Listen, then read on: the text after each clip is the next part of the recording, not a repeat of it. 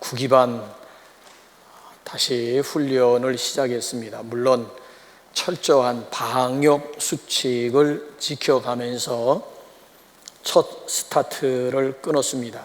이제 앞으로 1:1 양육이라든지 1:2, 1:3 해서 한 1:5 정도까지 허용되는 범위에서 훈련 또는 교육을 계속 이어가고자 합니다. 그래서 모처럼 1년 6개월 만에 처음 이제 모이는 모임이라서 큐티 대신 아이스 브레이킹 시간으로 지난 1년 6개월 동안 각자가 코로나19 가운데서 느낀 코로나19의 긍정적인 면에 대해서 한 가지씩만 한번 이야기해보라 했더니만 화면을 보면 다음과 같은 코로나19의 순기능 내지는 긍정적인 면에 대해서 10분이 다음과 같이 이렇게 소개를 해 주었습니다. 직업의 특성상 방문 민원이 현저히 줄어들었다. 좋다는 얘기예요. 마스크 착용과 자주 손 씻기로 인해 감기로부터 자유했다. 저녁 외부 활동이 줄어들므로 가족과 함께하는 시간이 많았다. 주변 환경, 그분 주변은 조금 번화가입니다. 주변 환경이 현저히 깨끗해졌다. 모임 횟수가 줄어들므로 개인적인 시간을 유용하게 활용할 수 있었다. 삶이 질적으로 향상되었다. 자연이 이렇게 아름다운 줄 미처 몰랐다. 무엇이 중요하고 중요하지 않는지 삶의 우선순위가 분명해졌다. 객관적으로 봐도 코로나19 가운데에서 얻을 수 있는 그런 순기능 내지는 코로나19의 긍정적인 요소라고 할 수가 있지요. 자, 이번에는 반대로 인터넷상에 올라온 글 가운데 제목이 코로나로 인해 새롭게 알게 된 사실들 해서 한 9가지 정도가 올라왔는데 한번 보세요. 유럽, 미국은 보이는 것만큼 선진국이 아니었다. 부자라고 가난한 사람보다 면역이 좋은 건 아니었다. 축구 스타나 연예인보다 의료 종사자분들이 훨씬 값어치 있더라. 우리가 격리되어 보니 동물원의 동물들 심정을 알 수 있을 것 같더라. 인간들이 덜 활동하면 지구는 회복된다. 대부분의 사람들은 집에서도 일을 잘하더라. 물론 엄마들이 좀 힘들어서 그렇지. 외식, 회식, 접대 없어도 사는데 전혀 지장이 없더라. 뭉치면 살고 흩어지면 죽는다라는 격언은 이제 옛말이더라. 인간이 달나라를 정복하고 전염병을 이기고 통제할 수 있게 되었다고 큰 소리 치더니 다 교만과 자만이더라. 참 놀라운 깨달음, 놀라운 발견 아니겠습니까? 자, 우리는 그동안 하나님 앞에 무슨 내용 가지고 기도했어요? 코로나19가 이 땅에서 종식되어지기를 열심히 지난 1년 6개월 동안 기도했습니다. 근데 그 결과는 어떻게 되었습니까? 확진자가 점점 줄어든 것이 아니라 오히려 확진자가 점점 늘어나고 있는 상황입니다. 자, 이에 대해서 저도 굉장히 헷갈려요. 굉장히 막 혼란스러웠습니다. 하나님 도대체 이거 어떻게 된 거예요? 나만 기도하는 것이 아니라 지금 한국 교인들만 기도하는 것이 아니라 팬데믹 상황이기 때문에 전 세계에 있는 그리스도인들이 일제히 동일한 제목 가지고 하나님 앞에 분명히 코로나19가 종식되어지기 위해서 하나님 앞에 기도해 왔는데 1년 6개월 동안 기도의 결과가 위드 코로나입니까? 정부의 방침이 위드 코로나.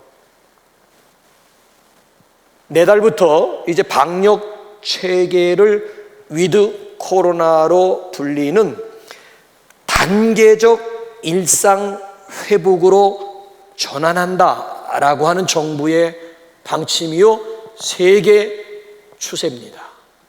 세계가 다 이제 위드 코로나로 가게 되었다는 거예요. 그러니까 코로나가 그냥 감기 모양, 해마다 뭐 이번엔 무슨 독감이 오고 그다음에 무슨 독감, 해마다 오는 독감이 다르듯이 코로나도 일전의 독감 정도로 생각하고 그리고 일상적인 생활을 하자라고 하는 이런 취지예요. 그래서 위드 코로나, 코로나와 함께 생활하자.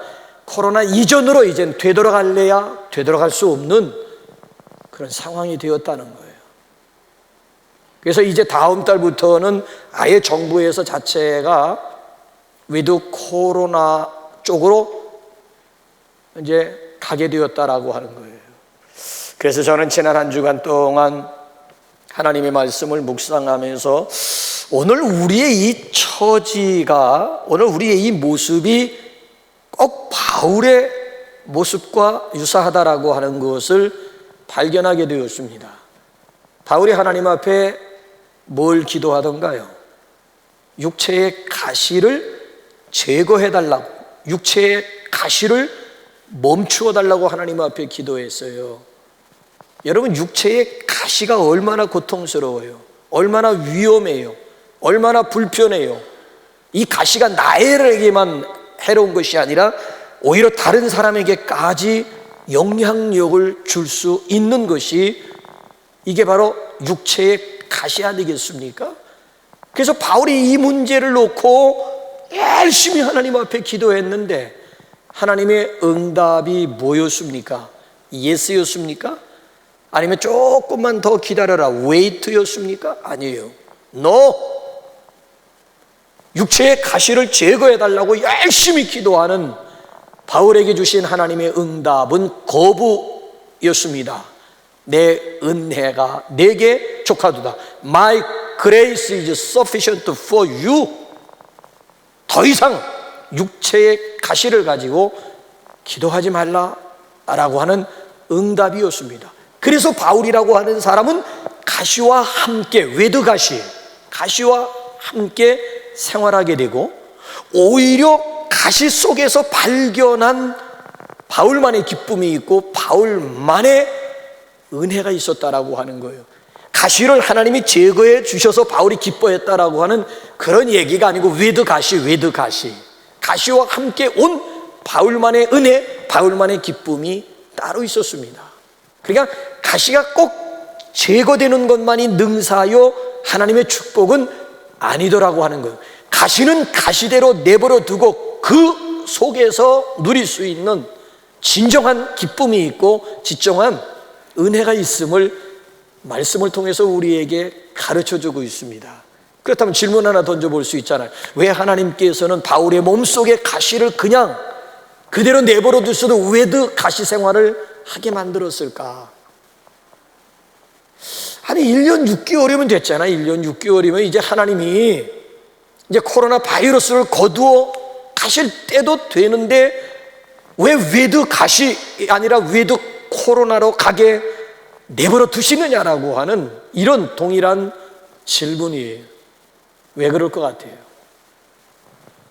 가시의 순기능이 뭐고 코로나의 순기능이 어디에 있다고 생각하십니까? 우리가 그렇게 간절히 매 시간마다 빼놓지 않고 하나님 앞에 코로나 바이러스 사라지게 해달라고 하나님 앞에 기도했음에도 불구하고 왜 외드 코로나를 허락하시는 것일까요?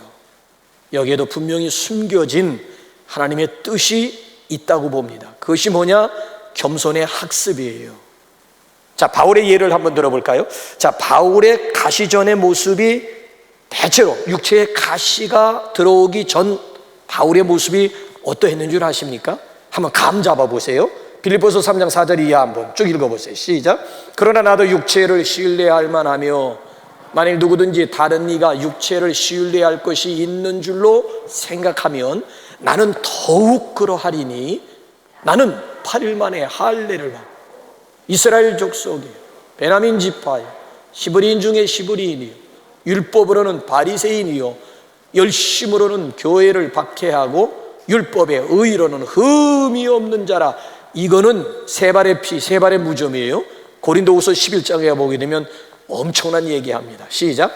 여러 사람이 육신을 따라 자랑하니 나도 자랑하겠노라.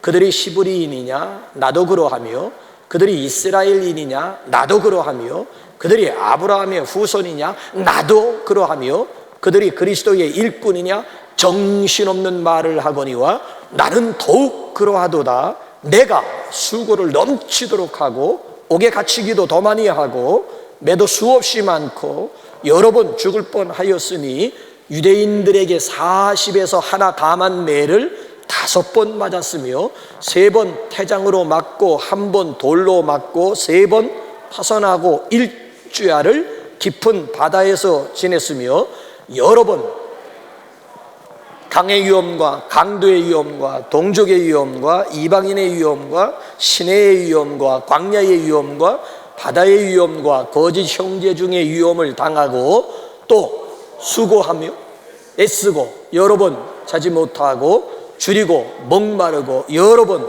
굶고 춥고 헐벗었노라. 이게 무슨 얘기예요? 한마디로 나보다 더 핍박을 받고 나보다 더 주를 위해서 수고한 사람이 있으면 한번 나와봐 라고 하는 그런 얘기예요. 까불거들 있어요. 이런 얘기에 지금 이게 뭐냐면 내가 그래서 빌립보서 보게 되면 그의 화려한 배경이라든지 이력이라든지 경력 자랑이 나오고요. 그 다음에 고린도후서 11장 18절 이하의 내용 보게 되면 그가 지금까지 주님을 위해서 수고하고 헌신하고 봉사한 것에 대한 자랑거리를 늘어놓고 있는 거예요. 저쪽에서 장이야 했을 때 이쪽에서 바울이 멍이야 하면서 받아쳤다는 얘기고요. 저 사람들이 자랑으로 나오면 당신도 자랑으로 응수하고 전혀 꿀릴 것이 없는 바울의 모습이에요. 자, 그런데 육체의 가시로 인해서 바울이라고 하는 사람이 달라져도 너무나 달라진 거 있지요. 이렇게 교만하기 이를 데 없는 바울의 모습이 아주 겸손한 하나님의 사람으로 달라지게 되었어요. 자, 한번 1절에서 한번 감 잡아 볼까요? 한번 보세요. 어느 정도 달라졌는지. 시작. 무익하나마 내가 부득불 자랑하노니 주의 환상과 계시를 말하리라. 자, 육체의 가시를 통해서 뭘 깨달았는가 하면 자랑의 무익성을 깨달은 거예요. 육체를 신뢰하고 육체를 자랑하던 바울, 자랑의 무익성, 자랑은 백해 무익하다라고 하는 것을 육체의 가시를 통해서 비로소 바울이 깨닫게 된 거예요. 그럼에도 불구하고 부득불 자랑하겠다는 거야. 이래서 재벌은 개 못 준다라고 하는 속담이 생겨난 겁니다. 자랑의 무익성을 깨달았으면 자랑하지 말아야지. 자랑이 백해 무익하다라고 하는 것을 깨달았으면서 또 부득불 자랑하겠다라고 하는 얘기는 도대체 뭐야? 근데 그 뒤에 내용을 보게 되면 뭐가 달라졌는가 하면 자랑의 내용이 달라지고 자랑하는 자세가 완전히 이전과는 전혀 다른 모습으로 달라지게 되었어요. 자, 보세요. 육체의 가시로 인해서 이전에는 육체 가시 이전엔 육체를 자랑했는데 육체를 눈에 보이는 것들을 자랑했는데 이제 육체의 가시를 통해서 그 이후에는 자랑의 내용이 뭐예요? 육체를 자랑한 게 아니에요. 주의 환상과 계시를 자랑의 내용이 달라졌고요. 그 다음에 자랑의 자세가 어느 정도 180도 달라졌는가 하면은 2절을 한번 보세요. 2절 시작. 내가 그리스도 안에 있는 한 사람을 아노니 그는 14년 전에 셋째 하늘에 이끌려간 자라. 그가 몸 안에 있었는지 몸 밖에 있었는지 나는 모르거니와 하나님은 아시느니라. 내가 그리스도 안에 있는 한 사람을 안다. 그 한 사람이 누구예요? 바울 자신이에요. 자신의 이야기를 남의 이야기처럼 풀어나가고 있는 거예요. 저거 그냥 그래서 그가 3인칭 단수, 그가 3인칭 단수 쓰면 안 돼. 이거는 원래 문장상 틀려요. 내가 14년 전에 셋째 하늘에 이끌려 갔다. 이렇게 얘기해야 정확한데 한 사람을 안다. 14년 전에 셋째 하늘 3층 천에 이끌려갔다, 이런 얘기예요 지금. 아니 왜 1인칭 단수를 쓰지 않고 일반 대명사 아니면 3인칭 단수에다가 자기 자신을 이렇게 숨기고 있을까요? 그 이유가 있거든요. 자, 6절 한번 가보시죠. 뭐 때문에 그런지 한번, 그 이유 중에 하나가 저기 나와요. 시작. 내가 만일 자랑하고자 하여도 어리석은 자가 되지 아니할 것은 내가 참말을 함이라. 그러나 누가 나를 보는 바와 내게 듣는 바에 지나치게 생각할까 두려워하여, 지나치게, 사람들이 지나치게 생각할까 두려워서 3인칭 단수 쓰고 있다라고 하는 얘기예요. 내가 본 것에 대해서, 내가 들은 것에 대해서, 3층 천, 낙원, 천국에 가서 바울이 보고 들은 것을 이야기하면 듣는 사람들이 자기를 지나치게 생각할까 두려워해서, 그래서 내가가 아니고 그가 한 사람이 이렇게 지금 표현을 하고 있다는 거예요. 이게 바울의 경험 가운데서 나온 고백인데 무슨 얘기인가 하면은, 바울의 1차 전도 여행 코스 가운데 루스드라라고 하는 곳이 있어요. 루스드라에 가서 어떤 놀라운 일이 있었는가 하면은, 태어나면서부터 안진뱅이, 그러니까 출생하면서부터 한 번도 걸어본 적이 없는 안진뱅이가 있었어요. 예수 이름 가지고 그 자리에서 일으켰더니만 어떤 현상들이 나타나는가 하면, 사람들이 와, 이는 신이 사람의 모습 가지고 지금 우리 가운데 강림했다. 그래가지고 사람들이 막 소와 재물들을 가지고 와서 바울 앞에 제사를 드리고, 바울이 신이라는 거야. 신이 사람의 모습 가지고 지금 우리 가운데 이건 신이 아니면 이런 일을 할 수가 없다는 거야. 그래서 바울을 신격화하면서 바울에게 제물을 드리고 제사를 드리려고 할 때 바울이 기겁을 해요. 자, 뭐라고 기겁을 하는지 사도행전 14장 14절 15절 한번 보세요. 시작. 두 사도 바나바와 바울이 듣고 옷을 찢고 무리 가운데 뛰어 들어가 소리질러 이르되, 여러분이요 어찌하여 이러한 일을 하느냐? 우리도 여러분과 같은 성정을 가진 사람이라. 여러분에게 복음을 전하는 것은 이런 헛된 일을 버리고 천지와 바다와 그 가운데 만물을 지으시고 살아계신 하나님께로 돌아오게 함이라. 우리도 여러분과 똑같은 성정을 가진 우리 신이 아니라는 거야. 신, 우리에게 제사하지 말라는 거야. 우리도 여러분과 똑같은 사람이라고 하는 거야. 자, 그런데 보세요. 안진뱅이 하나를 일으켜도 신이라고 생각하면서 제사를 드리려고 했던 사람들이라면, 바울이 3층 천, 셋째 하늘, 여기 오늘 본문 말씀 보게 되면 내가 낙원에 이끌려갔다. 낙원 천국이라고요. 내가 몸 안에 있었는지 몸 밖에, 내 영혼이 몸 안에 있었는지 내 영혼이 몸을 빠져나와서 천국 입신해가지고 3층 천을 가서 놀라운 광경을 목격하게 되고, 놀라운, 지금까지 들어보지 못한 음성을 듣고 지금까지 보지 못했던 놀라운 광경을, 신비한 체험을 하게 되었다는 거야. 이런 얘기를 하게 되면 사람들이 자신을 어떻게 생각할까 뻔해요. 루스드락 짱 나는 거예요. 사람들의 심정이 그래요. 그래서 옛날에도 뭐 천국에 입신해가지고 천국 다녀온 사람들 이야기가 주로 간증의 주를 이루었던, 그래서 그분들은 우리와는 뭔가 좀 다른 것 같은 이런 현상이 우리 한국교회 60년대 70년대에 큰 했던 그런 현상들 아니겠습니까? 그래서 바울이라고 하는 사람이 자신의 체험, 신비한 환상과 계시 체험을 소개할 때에 1인칭 단수, 내가 다녀왔다가 아니라 한 사람을 아는데 그가 천국을 다녀왔다라고 지금 표현을 하고 있는 거예요. 그러니까 이 자랑의 내용도 다를 뿐만 아니라 자랑하는 자세가 완전히 다르지요. 자, 무엇이 바울로 하여금 이런 겸손한 사람 되게 했습니까? 7절 때문이었다는 거죠. 자, 그래서 복이에요. 자, 우리 한번 7절 한번 다시 한번 또 한번 읽어볼까요? 시작. 여러 계시를 받은 것이 지극히 크므로 너무 자만하지 않게 하시려고 내 육체의 가시 곧 사탄의 사자를 주셨으니 이는 나를 쳐서 너무 자만하지 않게 하려 하심이라. 자, 무엇이 바울로 하여금 이렇게 자랑의 내용도 달라지고 자랑하는 자세조차 달라지게 만들었다고요? 무엇이 바울로 하여금 낮아질 대로 낮아지게 만들었다고요? 육체의 가시였다는 거예요. 바울 몸에 육체의 가시가 있어요. 육체의 중병, 고칠 수 없는 고질적인 병이 있었다라고 하는 얘기예요.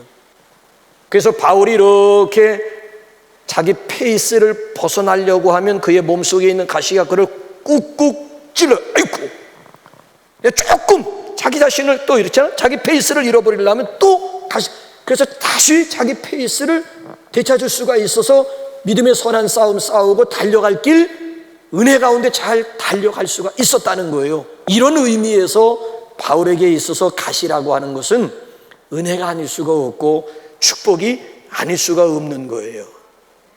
자, 여러분들에게 이제 제가 한번 질문해 볼까요? 한국교회적인 질문과 여러분 개인에게 질문 한번 해보고 싶어요. 오늘의 한국 교회의 교만함을 다스리는 하나님의 가시가 뭐라고 생각하십니까? 나는 코로나19가 아닌가 싶어요. 교회 두 기둥은 말씀과 성찬이거든요. 교회에 그렇잖아요. 아주 중요한, 예배의 중요한 두 기둥이 말씀과 성찬이라고 하는 은혜의 수단이 말씀과 성찬이라고 하는 것이 있는데, 이 성찬이라고 하는 기둥이 무너진 지가 지금 얼마나 된 거예요. 우리 교회는 다른 교회는 1년에 그냥 부활절하고 추수감사절 1년에 한 2번 정도 성찬식을 해요. 특별히 제가 잘 아는 장로교 같은 경우는. 근데 우리 교회는 뭐 2달에 한 번씩 주일 낮 예배 때 성찬하지, 매월 시작하는 첫날 월사기 때 성찬하지, 성금요일 때도 성찬하지, 송구영신 예배 또 성찬하지, 외부에 나가서 우리가 수련 활동을 할 때마다 단골로 등장하는 것이 성찬식과 더불어 애찬식을 하게 되지 않습니까? 근데 그게 멈춰진 지가 지금 1년 벌써 6개월 가까워지고 있다고요. 왜 그럴까? 그동안 우리 한국교회가 얼마나 하나님 앞에 교만했길래, 한국교회가 뭐라고 세계를 향해서 떠들었는가 하면은 세계 10대 대형 교회가 우리나라에 있다. 세계적으로 기독교 세계 10대 대형 교회가 우리 한국에 있다. 이걸 자랑스럽게 얼마나 떠벌렸는지 몰라요. 그때는 그런가 보다 했어요. 근데 지내놓고 오늘에 와서 우리가 한번 생각을 해보자고요. So what? 그래서 대형 교회들마다 지금 여러 가지 편법을 동원해가지고 자기 자식들에게 교회를 다 세습했다고. 다 지금 대형 교회들 보게 되면 다 요리조리 해가지고 좌우지간 교묘한 방법을 통해서 어떻게 하든지 간에 그 교회를 아버지가 자기 자식에게 물려주었다고요. 이게 자랑거리가 될 수가 있습니까? 세계 10대 교회의 대형 교회를 그동안 자랑해 왔는데 결과적으로 보게 되면 세습한 걸 지금 세계 앞에 내놓고 자랑할 거예요. 더군다나 기독교 교회 역사, 2000년의 역사 가운데 1960년에서부터 1980년대는 한국 교회 시대라고까지 했어요. 그 기간 동안에 한국 교회가 폭발적으로 성장을 한 거예요. 1960년부터 1980년까지 약 20-30년 동안이 세계 교회 역사상 유례를 찾아보기 어려울 정도로 엄청나게 부흥을 한 거예요. 그래서 보통 교회 성장 그래프가 이렇게 성장해 올라가는데 60년대부터 80년대 그래프를 보게 되면 하늘 높은 줄 모르고 치솟아 수직적인 원만하게 곡선을 그리면서 성장해 갔다는 얘기가 아니라 그냥 폭발적으로 성장했던 시기예요. 그래서 그 당시에 공공연하게 이야기하는 것이 한국의 기독교인들이 1200만이면 그 당시에 4분의 1이야. 4사람의 1명은 다 기독교인이라고 하는 이런 등식, 이런 얘기가 아주 공공연하게 4명 중 1명은 기독교인이라고 하는 그런 시절이 있었다고요. 그래서 한국교회를 가리켜서 동방의 예루살렘이다. 더군다나 지금 선교에 있어서도 뭐라고 시금방을 떨어진 줄 아십니까? 250개 나라 중에서 선교사를 가장 많이 파송하는 나라가 미국, 그 다음에 두 번째로 한국이었어요. 이젠 저 미국 놈들 제쳐버리고 우리가 1등 하자. 우리가 세계의 선교사들을 가장 많이 파송하는 선교 주자 국가가 되자. 이게 슬로건이요, 이게 모토요, 이게 기도의 제목이 되었던 때가 있습니다. 근데 이것도 한번 지나놓고 오늘에 와가지고 한번 결과론적으로 한번 생각해 보세요. 다 막혔어요. 다 쫓겨났어요. 중국에서도 그 많은 선교사 들어갔지요. 다 추방당했습니다. 왜 그런 줄 아세요? 개교단, 개교에 위시하고 자랑하기 위한, 그래서 교회들마다 들어오는 입구에다 막 세계지도 걸어놓고 막 우리가 파송한 선교사들 쫙 그냥, 그게 자랑거리야. 그거 위세 떠는 거야 지금. 개교단별로 경쟁이 했어요. 장로교, 감리교, 성결교가 서로 어느 교단이 더 선교사 많이 파송하느냐. 개교회마다 또 선교라고 하는 하나님의 선교로 협력이 돼. 협력이 안 되는 거야. 그냥 개교회 중심으로. 오늘에 와가지고 결국 다 막혀가지고 결국 있는 선교사들마저 발붙이지 못하고 결국 다 추방당해가지고 결국 한국에 들어와가지고 오고 갈 데 없는, 발이 묶여가지고 지금 이러고 저러지도 못하는 이런 상황을, 이게 바로 그동안 우리 한국 교회가 너무 영적으로 교만한 나머지 하나님께서 이 코로나를 통해서 한국교회 정신 차리라고 하는 것이 아닌가 싶은 그런 생각이 들어요. 그래서 지난주에 우리 한 목사님의 메시지처럼 후진등 켜진 위기의 한국 교회가 되고 말았어요. 그러니까 이제는 우리 한국교회가 깨달아야 된다는 거예요. 코로나를 통해서 좀 더 낮아지고 좀 더 겸손해질 필요성이 있다. 그러니까 하나님께서 이 위드 코로나를 통해서 한국교회로 하여금 낮아지게 만드는 거예요. 겸손하게 만들고 있어요. 자, 이제 여러분들 개인적으로 제가 한번 질문 하나 던져볼까요?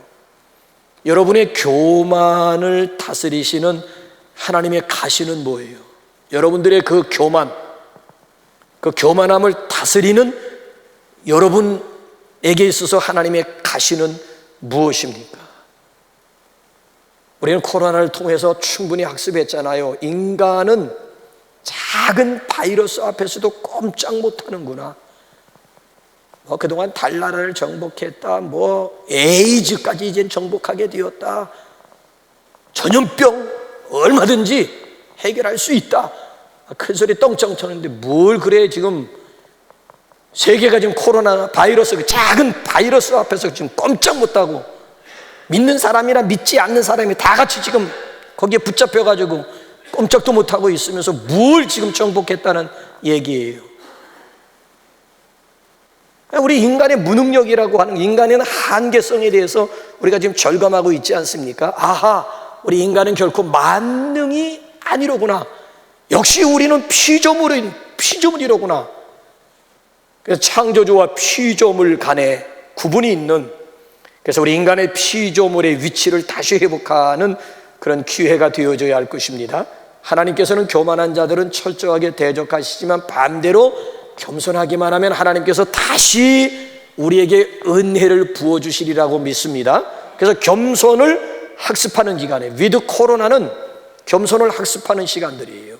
두 번째로는 간구의 목적입니다. 자, 8절 한번 보세요. 8절 한번 시작. 이것이 내게서 떠나가게 하기 위하여 내가 3번 주께 간구하였더니, 이것이 뭐예요? 가시가 내게서 떠나가기 위하여 바울이 몇 번 간구했다고요? 3번 간구. 3번 간구했다는 뜻이 뭘까요? 숫자상으로 3번이에요? 아니면 3번의 의미가 있을까요? 한 번 가지고는 안 되고 3번의 의미가 있을까요? 아니에요. 자, 바울이 데살로니가 교인들을 향해서 쉬지 말고 기도하라 그랬어요. 에베소 교인들을 향해서 성령 안에서 무시로 기도하라 그랬어요. 그리고 그 자신은 항상 하나님 앞에 기도하는 사람이었거든요. 근데 왜 꼭 여기 8절에서 내가 3번 주께 간구했다라고 하는 그런 고백, 그런 표현을 했습니다. 이 3번의 의미가 뭐예요? 일반적인 기도가 아니라는 거예요. 특별한 기도라고 하는 거예요. 작정 기도라고 하는 거예요. 소위 말하면 소원 기도했다는 얘기예요. 특별한 이것이 떠나가기 목적이 있어요. 이거 놓고 특별히 하나님 앞에 작정하면서 하나님 앞에 서원 기도, 목숨을 건 기도였다라고 하는 얘기예요. 그것도 한두 번도 아니고 3번씩이나. 그래서 기도라고 하는 표현을 쓰지 않고 무슨 표현을 썼어요? 간구라고 하는 그런 표현을 바울이 사용했다라고 하는 거예요. 만약에 바울에게 육체에 가시가 없었더라도 바울이 이렇게 목숨 걸고 3번씩이나 작정 기도할 수가 있었을까? 글쎄요. 인간의 마음이란 다 똑같아요. 화장실 갈 때의 마음과 화장실에서 나올 때의 마음 분명히 다릅니다. 제 목회 경험상 발등에 불 떨어졌을 때와 발등에 불이 꺼졌을 때의 모습은 전혀 다릅니다. 한결같으면 얼마나 좋아. 화장실 들어갈 때의 마음과 화장실에서 나올 때의 마음이 동일하면, 여기에 바로 우리 인간의 연약함이 있고 간사함이 여기에 있는 거예요. 사도 바울에게 육체에 가시가 있었으니 그가 더욱 하나님 앞에 매달리면서, 아니 이것이 떠나가기 위해서 특별한 목적을 가지고 하나님 앞에 3번씩이나 간구했지. 바울에게 육체의 가시가 없었다고 해도 바울이 3번 작심하면서 하나님 앞에 서원 기도할 수가 있었을까요? 그러니까 육체의 가시와 함께 바울은 더욱 하나님 앞에 매달리는 간구의 사람이 되었습니다. 평상시의 기도의 성소가 이제는 간구의 지성소로 바뀌게, 뭐로 인해서? 육체의 가시로 인해서. 평상시엔 기도의 성소를 들락거리던 사람이 육체의 가시 때문에 이제는 기도의 지성소까지 나와서 하나님 앞에 간구하는 믿음의 사람이 될 수가 있었다라고 하는 거예요. 이것이 바로 외드 가시의 효과, 외드 가시의 축복이었습니다. 저는 여러분들에게 도전하고 싶습니다. 여러분은 지난 1년 반 동안에 얼마나 양적으로 성장했습니까? 그러니까 지난 1년 반을 놓을 때 여러분들이 얼마나 질적으로도 성숙해지는 그런 시간이었습니까? 지난번에 우리 사역자반 가운데 어떤 분이 그런 얘기를 하더라고요. 코로나로 인해서 밖에 활동이 제한당하면서 집에 머무르는 시간이 많았대요. 그 머무르는 시간을 통해 가지고 하나님 앞에 엎드리고 하나님의 말씀을 가까이 하고 가족들과 더불어 예배 횟수가 늘어나면서 예배하는 삶을 살면서 결과적으로 영적으로 성장하면서 성숙할 수 있는 아주 특별한 시간들이었다라고 하는 그런 고백, 그런 간증을 하더라고요. 여러분, 그래요. 기도하지 않는 성도들로 하여금 기도하게 하는 방법이 가시예요. 그게 오늘 우리의 상황으로 말씀드리면 코로나라고 할 수가 있어요. 여러분, 코로나19의 고난을 헛되이 받지 마시기를 바랍니다. 여러분, 하나님 앞에 외드 코로나 시간을 통해서 엎드리시기 바랍니다. 기도하시기 바랍니다. 간구하시기 바랍니다. 크라이 아웃, 하나님 앞에 부르짖을 수 있기를 바랍니다. 주님과 특별한 동행이 이루어질 수 있기를 바랍니다. 그래서 진정한 회복이 무엇인가를 경험할 수 있기를 주님의 이름으로 축원합니다. 자, 그런가 마지막 3번째로 외도 코로나를 허용하시는 하나님의 특별한 뜻이 어디에 있을까? 역선적인 진리를 경험토록 하기 위함입니다. 사람이 불행한 이유는 스스로 불행하다고 생각하기 때문이에요. 그래서 이 생각만 바꾸면 얼마든지 행복할 수 있어요. 자, 사람이 절망하는 이유도 대개 스스로 희망이 없다고 생각하기 때문입니다. 생각만 바꿔도 얼마든지 희망을 발견할 수가 있고 희망을 찾아갈 수가 있어요. 어느 초등학교 선생님이 칠판에다가 아주 큰 그림을 하나 그리셨어요. 무슨 그림을 그렸는가 하면은 큰 울타리를 만들고 거기다가 입구에다가 문을 하나 만들었어요. 그리고 그 문 위에다가 곰이라고 큰 숫자를 썼어요. 그리고 아이들에게 물었어요. 너희들은 울타리 안에 지금 있다. 어떻게 밖으로 나올 수가 있겠느냐? 자, 아이들 입장에서 생각을 해보는 거예요. 둘 중에 하나밖에 없어요, 방법은. 그 높은 울타리를 뛰어넘든가 아니면 문 앞에 버티고 있는 곰과 싸워서 이겨가지고 나가던가 둘 중에 하나밖에 없는 거예요. 근데 이 두 가지 방법은 어린 아이들에게는 다 불가능한 거예요.